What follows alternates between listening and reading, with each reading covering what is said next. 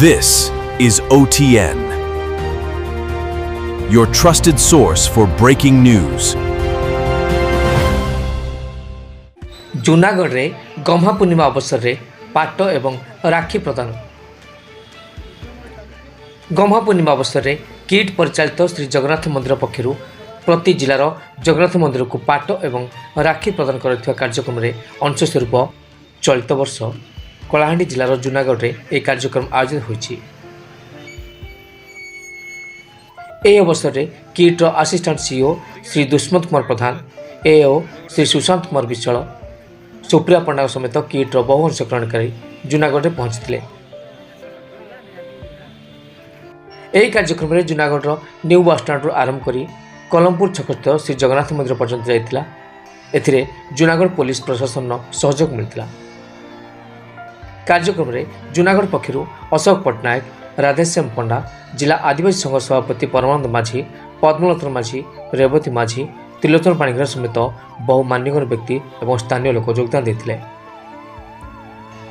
गम्हा पूर्णिमा और रक्षाबंधन भाई भौणीकर पवित्र संपर्क को आहरी सुदृढ़ करने प्रभु श्री जगन्नाथ भक्ति और भाईचार वार्ता प्रदान करने सहित कार्यक्रम मुख्य उद्देश्य बोली आयोजक पक्ष कहुई। कलाहांडी जूनागढ़ पुण्येन्दु माझी की रिपोर्ट।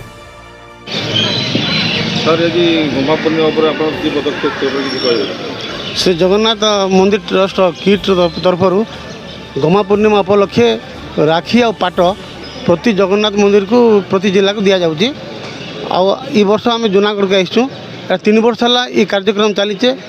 आम आज जूनागढ़ आसचु आ जगन्नाथ मंदिर राखी और पाट अर्पण करूँ। आगे आज पवित्र गम्हा पूर्णिमा आपन तो डिस्ट्रिक्ट तरफ की प्रकार भेटी दी। जय जगन्नाथ।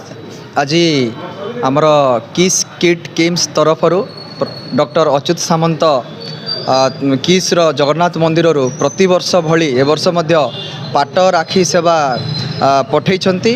ओडिशार प्रत्येक जिल्ला रे थिबा बड़ बड़ एवं पुरातन जगन्नाथ मंदिर मानकु एई सेवा प्रदान करा जाउछि एवं सेटा हमर सौभाग्य।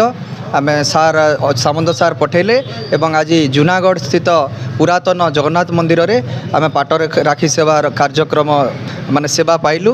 तेणु आम निजक धन्य मन करुछु एवं यह आमको बहुत आनंद एवं खुशी लगुछि।